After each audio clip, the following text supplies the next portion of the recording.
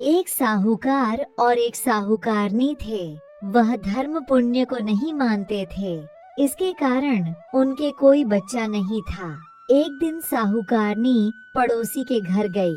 उस दिन सकट चौथ था। वहाँ पड़ोसन सकट चौथ की पूजा करके कहानी सुना रही थी। साहूकारनी ने पड़ोसन से पूछा, तुम क्या कर रही हो? तब पड़ोसन बोली कि आज चौथ का व्रत है, इसलिए कहानी सुना रही हूँ। तब साहूकारनी बोली, चौथ के व्रत करने से क्या होता है? तब पड़ोसन बोली, इसे करने से अन्न, धन, सुहाग, पुत्र सब मिलता है। तब साहूकारनी ने कहा, यदि मेरा गर्भ रह जाए तो मैं 1.25 सेर तिलकुट करूंगी और चौथ का व्रत करूंगी। श्री गणेश भगवान की कृपया से साहूकारनी के गर्भ रह गया तो वह बोली कि मेरे लड़का हो जाए तो मैं 2.5 सेर तिलकुट करूंगी। कुछ दिन बाद उसके लड़का हो गया तो वह बोली कि हे चौथ भगवान, मेरे बेटे का विवाह हो जाएगा तो 5.25 सेर का तिलकुट करूंगी। कुछ वर्षों बाद उसके बेटे का विवाह तय हो गया और उसका बेटा विवाह करने चला गया, लेकिन उस साहूकारनी ने तिलकुट नहीं किया। इस कारण से चौथ देव क्रोधित हो गए और उन्होंने फेरों से उसके बेटे को उठाकर पीपल के पेड़ पर बिठा दिया। सभी वर को खोजने लगे पर वो नहीं मिला। हताश होकर सारे लोग अपने अपने घर को लौट गए। इधर जिस लड़की से साहूकारनी के लड़के का विवाह होने वाला था, वह अपनी सहेलियों के साथ गणगौर पूजने के लिए जंगल में दूब लेने गई। तभी रास्ते में पीपल के पेड़ से आवाज आई, ओ मेरी अर्धब्याही। यह बात सुनकर जब लड़की घर आई, उसके बाद वह धीरे धीरे सूख कर कांटा होने लगी।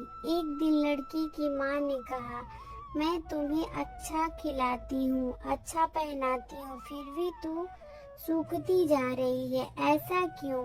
तब लड़की अपनी माँ से बोली कि वह जब भी दूब लेने जंगल जाती है तो पीपल के पेड़ से एक आदमी बोलता है कि ओ मेरी अर्धब्याही। उसने मेहंदी लगा रखी है और सेहरा भी बांध रखा है। तब उसकी माँ ने पीपल के पेड़ के पास जाकर देखा, यह तो उसका जमाई ही है। तब उसकी माँ ने जमाई से कहा, यहाँ क्यों बैठे हैं? मेरी बेटी तो अर्धब्याही कर दी और अब क्या लोगे? साहूकारनी का बेटा बोला, मेरी माँ ने चौथ का तिलकुट बोला था लेकिन नहीं किया, इसलिए चौथ माता ने नाराज होकर यहाँ बैठा दिया।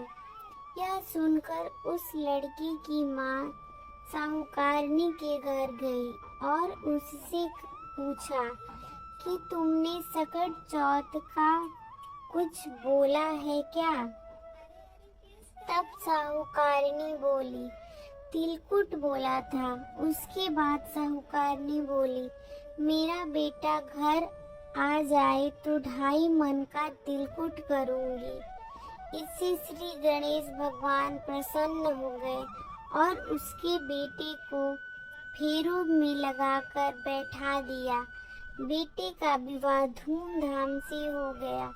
जब साहूकारनी के बेटा एवं बहू घर आ गए, तब साहूकारनी ने 2.5 मन तिलकुट किया और बोली, हे चौथ देव, आपके आशीर्वाद से मेरे बेटा बहू घर आए हैं, जिससे मैं हमेशा तिलकुट करके व्रत करूंगी। इसके बाद सारे नगर वासियों ने तिलकुट के साथ सकट व्रत करना प्रारंभ कर दिया।